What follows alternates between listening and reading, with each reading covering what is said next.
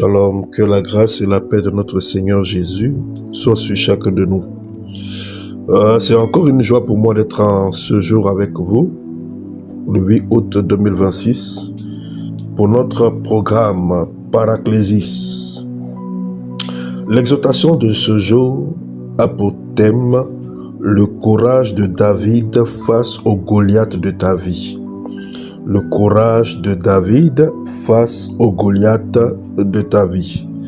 Notre texte est dans 1 Samuel, le chapitre 17. Tout le chapitre 17. Nous n'aurons pas le temps de lire tout le chapitre, mais nous allons lire quelques versets pour être dans le bain. La Bible nous dit au verset 1er, les Philistins réunirent leur armée pour faire la guerre et ils se rassemblaient à Soko, qui appartient à Juda. Ils campèrent entre Soko et Azekah à Ephes-Damim. Saül et les hommes d'Israël se rassemblèrent aussi. Ils campèrent dans la vallée des Télébintes et ils se mirent en ordre de bataille contre les Philistins. Les Philistins étaient vers les montagnes, la montagne d'un côté, et Israël était vers la montagne de l'autre côté. La vallée les séparait. Un homme sortit alors du camp des Philistins et s'avança entre les deux armées.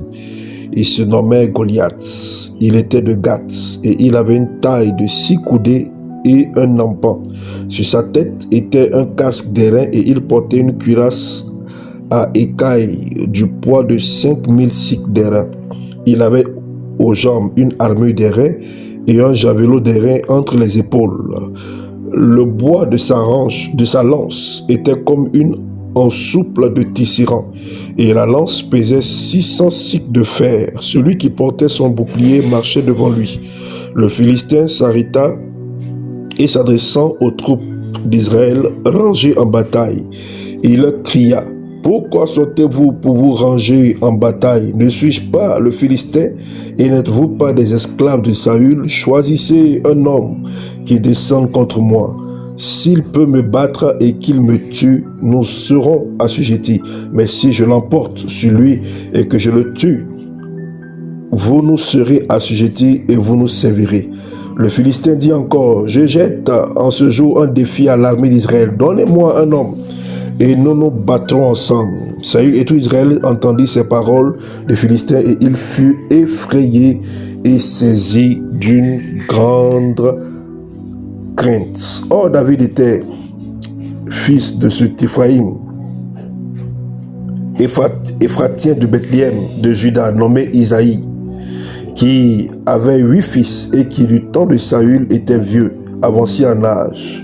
Les 3 fils aînés d'Ésaïe avaient suivi Saül à la guerre. Le premier-né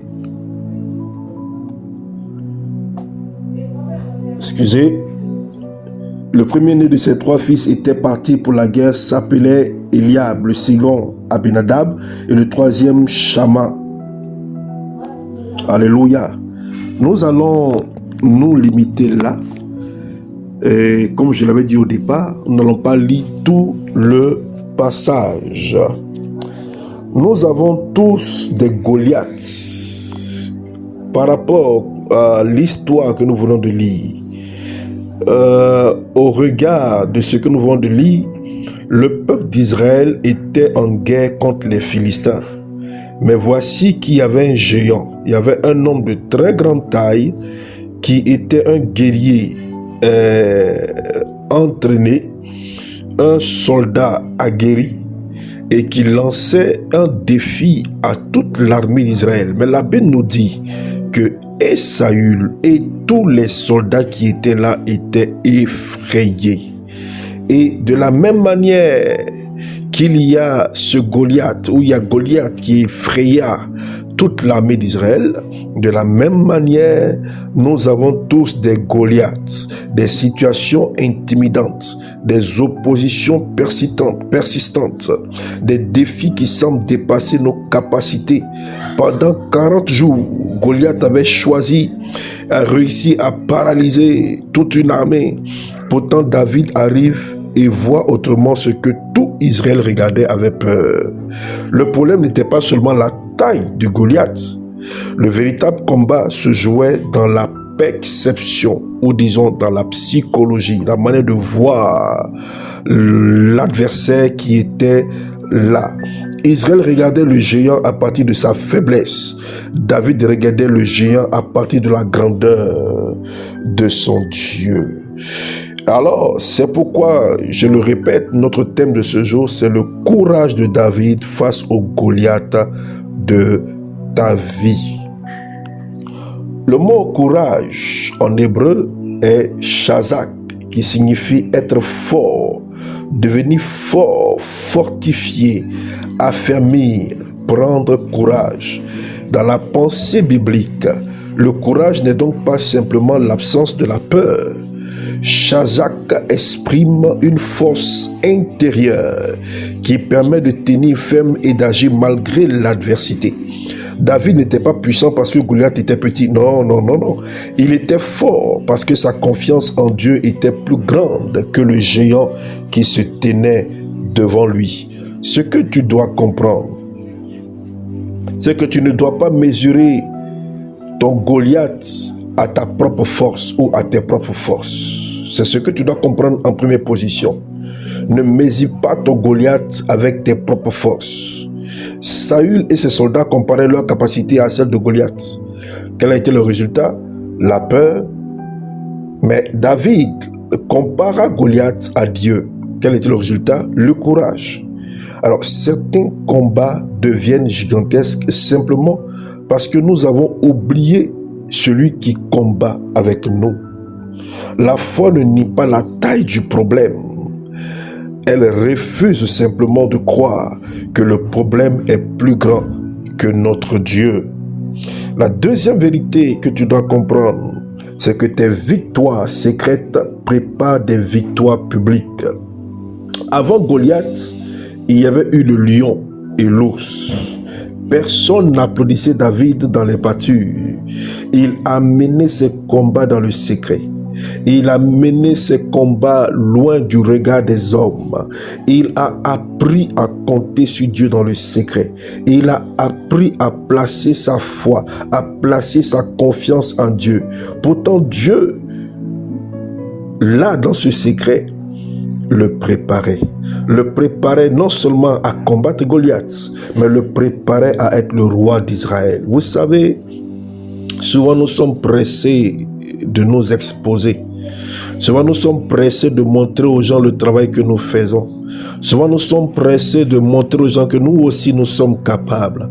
Mais Dieu veut en réalité nous préparer avant de nous exposer. Vous savez, la plus grande formation ou les plus grandes formations, les plus grandes leçons ne s'acquièrent pas en public, mais en privé. En privé, dans le secret. Alléluia, dans le secret. Ne méprise donc pas les petites batailles que tu as eues dans les secrets, les petites victoires que Dieu t'a données. Souvent, nous voulons voir que la chose est grande pour dire Alléluia, Dieu a fait. Mais simplement, le souffle de vie chaque jour est une victoire sur la mort. Quand tu as échappé à un accident, c'est une victoire. Dieu nous prépare petit à petit avant les grands combats. Certaines difficultés actuelles sont des écoles dans lesquelles Dieu développe ta foi, ton discernement et ton endurance pour les combats futurs. La troisième leçon que tu dois garder à l'esprit, c'est que tu dois refuser l'armure qui ne correspond pas à ton appel. Quand on lit tout le chapitre 17, on se rend compte que Saül donne son armure à David. David a essayé d'utiliser l'armure de Saül, mais il a vu que c'était plus lourd, c'était pas adapté à lui. Alors David la retira. Il avait compris qu'une chose était essentielle. On ne gagne pas nécessairement ses combats en copiant la méthode des autres. C'est pas parce que l'autre a fait que je dois faire aussi. C'est pas parce que l'autre vend telle marchandise que je dois vendre aussi. Parce que c'est pas sûr que ça va réussir avec toi. Chacun a ses combats, chacun a ses grâces, chacun a ses méthodes. Et seul Dieu a la méthode adéquate pour notre victoire. Et c'est par rapport à cette méthode qui nous forme chacun individuellement par rapport aux défis qui se préparent devant nous. Dieu avait déjà formé David avec sa fronde. Ton appel possède aussi une grâce particulière. Ne méprise pas ce que Dieu a placé entre tes mains simplement parce que cela paraît insignifiant aux yeux des autres. Non, non, non, non, non. Le petit don que Dieu t'a donné, selon toi, ce que tu penses être petit est tellement grand pour renverser les Goliaths de ta vie. La quatrième leçon que tu dois aussi garder à l'esprit, c'est que le courage parle avant même que le combat ne soit terminé. David déclare à Goliath, « Aujourd'hui même, l'Éternel te livrera entre mes mains. » Goliath parlait pour intimider. David parlait à partir de sa foi. Dans le combat spirituel, ne laisse pas uniquement ton problème te parler. Réponds-lui avec la parole de Dieu. Réponds-lui avec la vérité divine. Réponds-lui avec l'inspiration que te donne le Saint-Esprit. Il existe des moments où ta foi doit avoir une voix, où ta foi doit parler. Parler à ton problème, parler à ta situation, parler au combat devant toi, parler à tes ennemis, parler à tes défis. Il arrive un moment où ta voix doit se porter, la voix de ta foi doit se porter ou doit être portée haut pour que tu puisses avoir la victoire. La cinquième leçon que tu dois retenir, c'est que tu dois courir vers ce que la peur voulait te faire fuir. Tu dois affronter ce que la peur voulait te faire fuir. L'un des détails les plus puissants du récit est que David court vers Goliath. Le courage, selon la parole de Dieu, n'est pas passif. Il prie, il croit, puis il agit. Il existe des Goliaths qui resteront debout aussi longtemps que nous resterons immobiles devant eux. Shazak, fortifie-toi, affermis-toi, avance.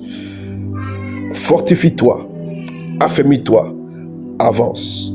Ton Goliath peut être impressionnant. Le défi devant toi peut être impressionnant. Peut-être même que c'est la mort. Mais il n'est pas invincible parce que Jésus a vaincu la mort. Aujourd'hui, cesse de regarder uniquement à la hauteur de ton Goliath. Regarde la fidélité de ton Dieu. Ce qui intimidait les autres ne déterminera pas toi ton avenir. Ce combat ne vient pas seulement révéler la puissance de ton adversaire. Non, il peut devenir le lieu où Dieu révélera ce qu'il a déposé en toi, ce qui a intimidé ta famille, ce qui a intimidé tes parents, ce qui a intimidé tes frères et tes sœurs, ce qui a intimidé tes ascendants, ne doit pas t'intimider, ne doit pas t'intimider. C'est l'occasion que Dieu choisit pour révéler ce qu'il a mis en toi. David est entré dans cette vallée comme berger, mais il en est ressorti comme homme dont toute une nation connaissait désormais le courage, et les femmes chantaient ses louanges. Certains Goliaths apparaissent sur ton chemin juste avant un changement de dimension, juste avant une grande bénédiction. Ils sont en réalité la porte que Dieu a mis devant toi pour te faire rentrer dans ta destinée. C'est pourquoi en ce jour, j'aimerais que tu proclames avec moi: je reçois la force et le courage pour affronter les défis devant moi au nom de Jésus-Christ. Je refuse toute intimidation et toute paralysie par la peur. Mon Dieu est plus grand que les Goliaths qui se dressent devant moi. Les victoires d'hier fortifient ma foi pour les combats d'aujourd'hui. Je refuse de fuir devant ce que Dieu me donne la grâce d'affronter. Je marcherai avec les armes spirituelles que Dieu m'a confiées. Ma bouche parlera la foi et non la défaite. Je suis fortifié par le Seigneur. Aucun géant ne pourra annuler le dessein de Dieu pour ma vie. Je marche dans la victoire au nom puissant, glorieux et précieux de Jésus-Christ. Si tu crois en cela, faites cette prière avec moi. Père éternel, au nom de Jésus-Christ, fortifie-moi devant les Goliaths de ma vie. Délivre mon cœur de la peur, de l'intimidation et du découragement. Donne-moi le courage de David, une foi ferme et la capacité d'avancer lorsque tout semble impossible. Que tout géant dressé contre l'accomplissement de ta volonté tombe et que cette bataille devienne un témoignage de ta fidélité. Que tout Goliath qui se dresse contre ma destinée, qui se dresse contre ma guérison, qui se dresse contre mon enfantement, qui se dresse contre ma victoire, tombe au nom puissant de Jésus-Christ. Merci, Papa, parce que je crois que tu l'as fait pour moi, au nom puissant de Jésus. Amen. Si tu as été béni par ce message, abonne-toi, partage massivement, active la cloche de notification et bénis quelqu'un autour de toi. Que Dieu te bénisse. C'était votre serviteur, le pasteur Gagné Patrick Stéphane. À très bientôt.